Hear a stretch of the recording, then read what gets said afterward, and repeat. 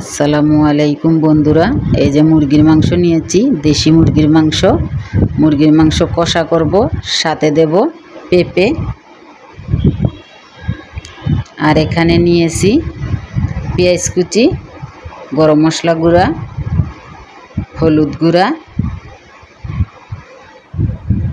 মরিচের গুঁড়া।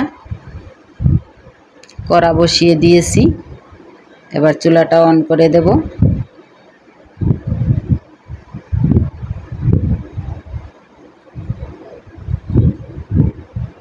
কড়া গরম হয়ে গেছে, এবার পরিমাণ মতন তেল দিয়ে দেব।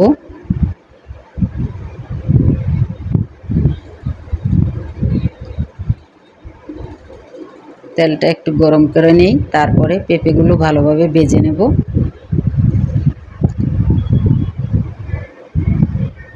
তেল গরম হয়ে গেছে, এবার পেঁপেগুলো দিয়ে দেব, দিয়ে ভালোভাবে ভেজে নেব।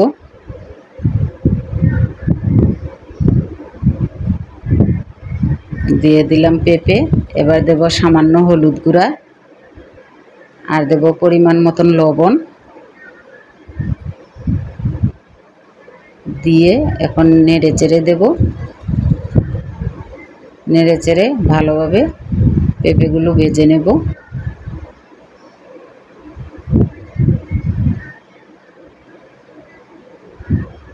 আরেকবার একটু নেড়ে চেড়ে দেব, দিয়ে ঢাকা দিয়ে ভালোভাবে পেঁপেগুলো ভেজে নেব।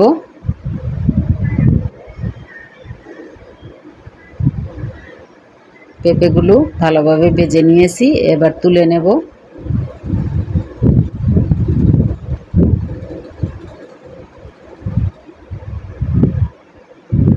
পেঁপেগুলো তুলে নিয়েছি একই তেলে, আর একটু তেল দেব।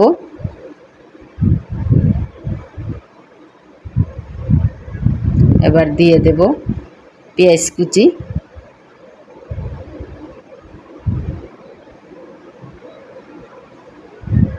পেঁয়াজগুলো নেড়ে চেড়ে হালকাভাবে ভেজে নেব।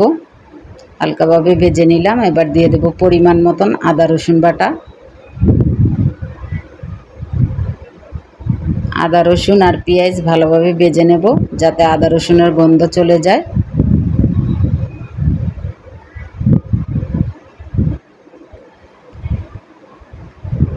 আদা রসুন আর পেঁয়াজ ভালোভাবে ভেজে দিয়ে দিলাম মুরগির মাংস। এবার ভালোভাবে মশলার সাথে মুরগির মাংসটাও ভেজে নেব।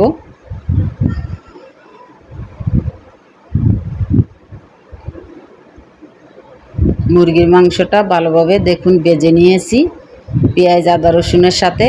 এবার দিয়ে দেব বাকি মশলা, মরিচের গুঁড়া, হলুদ গুঁড়া, গরম মশলা গুঁড়া, পরিমাণ মতন লবণও দিয়ে দেব।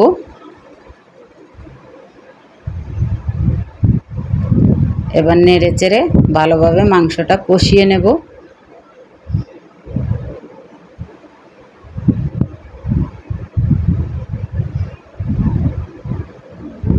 দেখুন বন্ধুরা, ভালোভাবে মাংসটা কষিয়ে নিয়েছি। আমি আরও অনেকবারও নেড়ে চেড়ে দিয়েছি। দেখুন মাংস থেকে তেল আলাদা হয়ে গেছে। এবার দিয়ে দেব পেঁপেগুলো, দিয়ে আর একটু পেঁপের সাথে মাংস কষিয়ে নেব।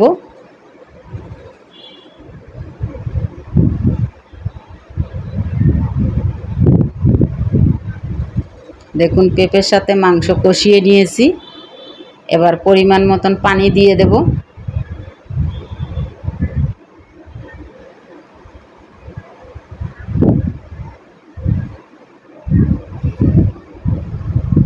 দিয়ে দিলাম পানি, একটু নেড়ে চেড়ে, আর একটু পানি লাগবে।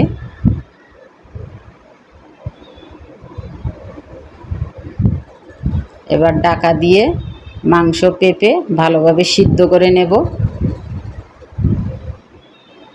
দেখুন মাংস পেঁপে ভালোভাবে সিদ্ধ করে নিয়েছি। এই যে পেঁপে সিদ্ধ হয়ে গেছে, আর ঝোল থেকে তেলও আলাদা হয়ে গেছে। এবার দিয়ে দেব ভাজা জিরার গুঁড়া,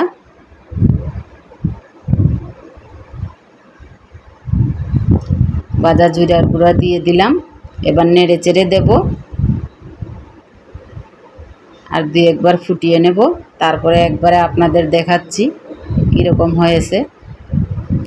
এই যে দেখুন বন্ধুরা, দেশি মুরগির মাংস পেঁপে দিয়ে কষা করলাম।